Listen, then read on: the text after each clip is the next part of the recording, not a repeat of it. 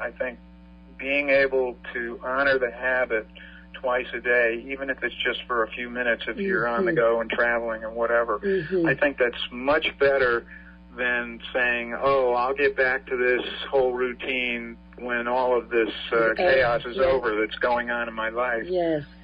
Because then the habit sort of goes through an attrition, and then when your life gets back to normal, you know, the habit may not be there anymore. Right. So I think the habit is actually more important than the practice itself. That's great. That's really good to know. Let's take a look at the importance of keeping the right company while we're on this spiritual path. Well, it's important, but I think it's also important to keep engaged in life, in normal life. Not that it should be to the extreme in any case, but certainly we should the time we spend with our friends and with our family, we obviously should do that in a way that is as supportive as it can be for our spiritual development. And it's good to go see teachers, and it's good to study, and it's good to be in those gatherings, whether it's for asanas, you know, doing yoga postures, or whether it's a meditation group or whatever. It's good to have those gatherings. It can be done online too. You know, our forum community is an amazing gathering of people of like mind and like interest in spiritual development. But then, you know, you have to also go out and be in the world. I've always encouraged people that when they do their practices, they should get out in the world, because that's how we stabilize the results of our practice, and it's also how our practice influences other people in the world. This is how energy is rising all around the world, because spiritual practitioners are engaged, you know, out there doing service, going to the marketplace, being in business. All these things are important. Right. Yes, you can't just sit in a cave in the Himalayas and expect to transform the world or even be a part of that. Yeah, I don't think we really are helping the world when we go run off to the mountain and meditate. And you know what? We're not helping ourselves either. Although it is because nice. we're all in this together. Yeah. And the enlightened person really is not truly enlightened until everyone else is enlightened. I think the Buddha said that. That's what bodhisattvas are all about. They're back here helping everybody else to. Yes, it's very important to be involved, but it's also important to be balanced. We can't really help anyone if we're not balanced within ourselves. So we have to find that balance in our activity. Can we look at the 3 steps of enlightenment that you've written about? Yeah, sure. It's pretty simple. It's really getting down to the most simple dynamics of yoga, or union of inner and outer life. The first step is stabilizing inner silence, which is done primarily with deep meditation, but also with some of these other techniques that we talked about. You know, once we have inner silence stabilized, we call that the witness, and we know that there's a part of us that's not affected by anything that's going on around us, and that's the witness, and that's the first step.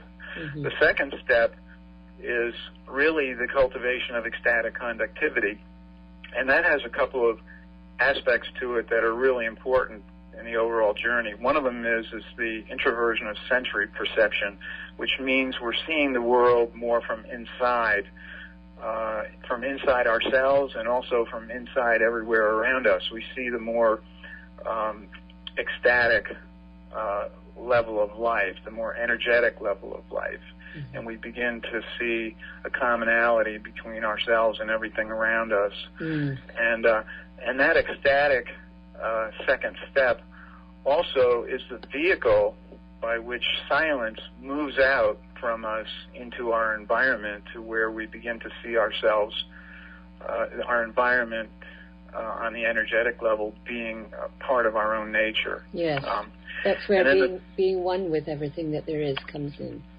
Exactly. Yeah. And then the third step is the union of those two. And the third step is called unity, where inner silence and the ecstatic or energetic nature of things merge together, and that's when we truly do know ourselves to be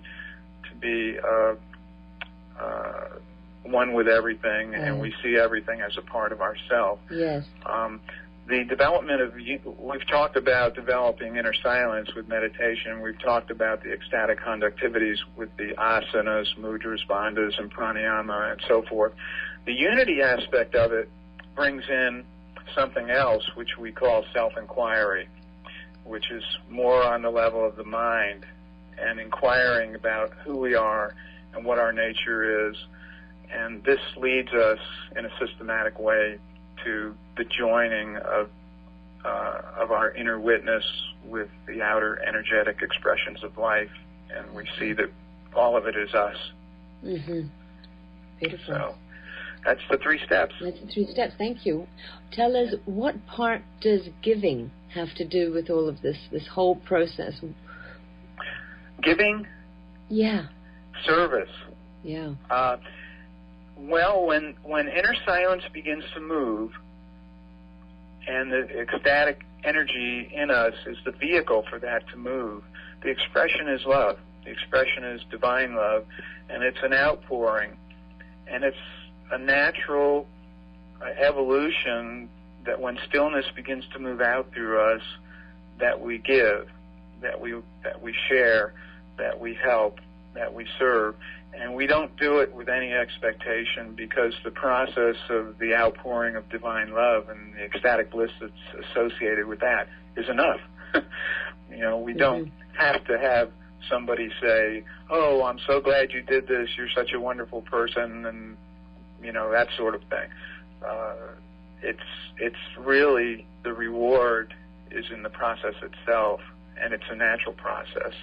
So giving and service and what we call karma yoga, which means serving others with no expectation for anything in return, that is a very important dynamic, and it's what we were just talking about. The enlightened person isn't enlightened until everybody else is. And that's really what drives that whole dynamic of service. It's a natural expansion of inner silence. So I see that it's a natural part of the practice when you move into that wanting to give, wanting to be in service. It happens automatically when you understand the oneness that you've just been talking about. And but we don't have to wait to experience that through all of these techniques to start giving. No, we don't. In fact, obviously that's a very important thing that's going on in the world on many, many levels. I mean, there's so many good people out there who want to help make the world a better place and help the people in need, and it's human nature to do that. The more we become in touch, and it is spiritual technique also, and the more we become in touch with our spiritual essence and bring that out through practices, the more profound the serving becomes, and frankly, the less stressful it is. I think serving can be kind of stressful sometimes. And in fact, it's pretty well known that people who are in the serving professions tend to burn out after a while. So, again, a person who's in a serving profession may not have a choice.